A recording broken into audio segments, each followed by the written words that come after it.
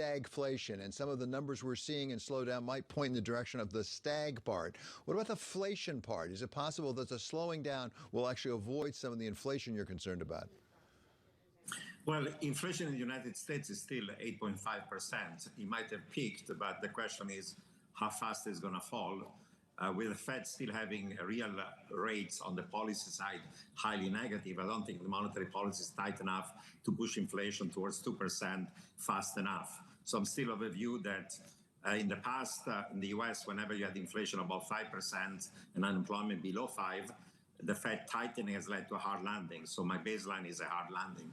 So we got those CPI and PPI numbers out last week that the markets found encouraging. What did you take from them? Does that indicate we have peaked?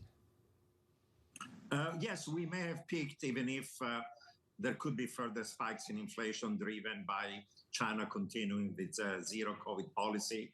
The war between Russia and Ukraine could get worse, and therefore you could have further spikes to commodity prices, whether energy, food, fertilizer, industrial metals. So there are plenty of upsides. And what goods inflation may be going down, service inflation, especially shelter and others, is still quite persistent. And wages are growing much higher than productivity. Therefore, there is a wage price spiral, even if wages are growing less than prices. So we are still in a severely inflationary environment, not just in the United States, but around the world. Dr. Roubini, you mentioned the negative real rate.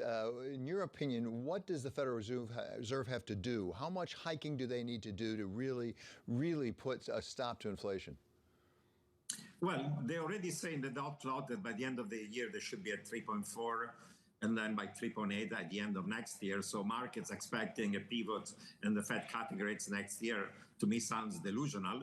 But even if you were at 3.8 with inflation still well above target, around 8%, falling only gradually, core inflation around 6-ish, you're still in negative territory.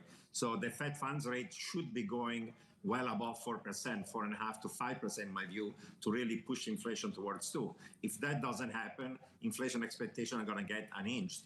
Or if that happens, then we're going to have a hard landing. So either way, either you get a hard landing or you get inflation getting out of control.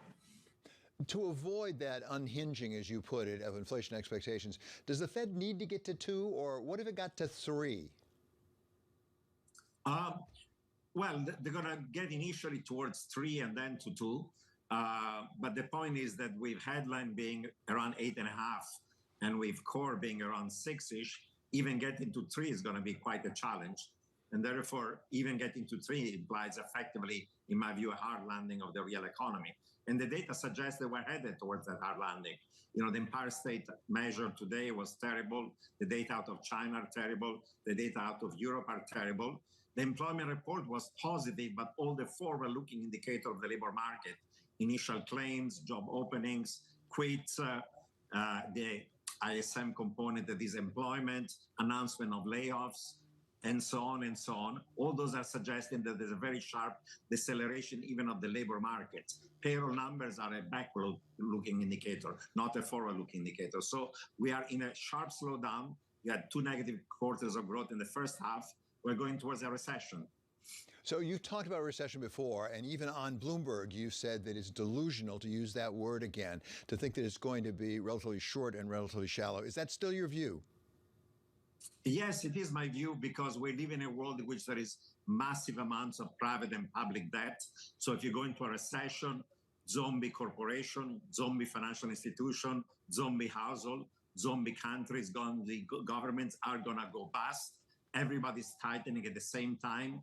In the last 2 crises, GFC and COVID, we eased massively monetary and fiscal policy because it was a demand shock and we had deflationary pressure. This time around, we're going to be having to tighten monetary policy into a recession because inflation is above target. We don't have fiscal bullets, and with negative supply shocks, fiscal stimulus is the wrong policy response. So if you combine all these things together, not only we get stagflation with negative supply shock, we get a stagflationary debt crisis. So the recession is going to be long, protracted, severe, and associated with financial distress across the board. We never like to say it's different this time, but is it slightly different this time in the sense that there is a lot of money still on the balance sheets of households and corporations? There's a lot of dry powder out there left over from a lot of that fiscal stimulus. Well, both the corporate sector and the household sector are split. If you're in the top part of the distribution of the household sector, you have income, you have wealth, you have jobs. But, in the bottom side, things are very stressed out, both in terms of P&L and the balance sheet. Same thing in the corporate sector. There were tons of firms that have highly leveraged, didn't have much profits, that were zombie, that would have gone bust. But during COVID, we bailed out everybody. Zero rate, negative rates, quantitative easing, credit easing, backstopping, money market, commercial paper, high yield, high grade, you name it. Now that we have to tighten as inflation is higher, the zombies are going to collapse. And both in the household sector, in the corporate sector, in the shadow financial system, some sovereigns and some countries, you have many, many parts of the global economy that are essentially zombie, and they're going to go bust. So the average essentially hides the fact that in terms of distribution, you have really stronger balance sheets and worse balance sheets, and the worst balance sheets are now dominant. So to try to look for a little bit of light at the end of the tunnel, is there possibly some encouragement from the elimination of some of the so-called zombie companies? In this sense, zombie companies typically occupy a fair amount of capital that's not as productive as it could be. Could the redeployment of capital actually increase productivity and help us, maybe not in the short term, but in the medium and longer term? Yes, in the medium long term, you have to get rid of the zombies because you need creative distraction. But that process is associated with a recession, with financial crisis, with massive defaults across the board. We saw some of that happening during the global financial crisis. The problem is that every time you try to do creative distraction, central banks come with an excuse to try to backstop household, corporates, financial system, governments, and so on.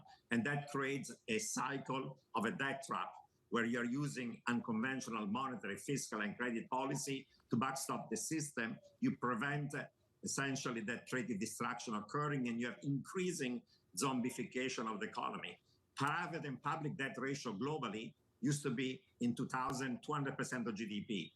Today, they're 350% and rising. In advanced economies are 420% and rising. In China, 330% of GDP and rising. In the US, private and public debt as a share of GDP is higher than during the Great Depression and after World War II. And we're not coming out of a major war or a Great Depression. So these debt levels are unsustainable across the world.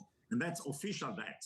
If you include implicit liability coming from aging, unfunded Social Security, healthcare, and so on, the number is even more staggering in terms of debt ratio and unsustainable debt conditions.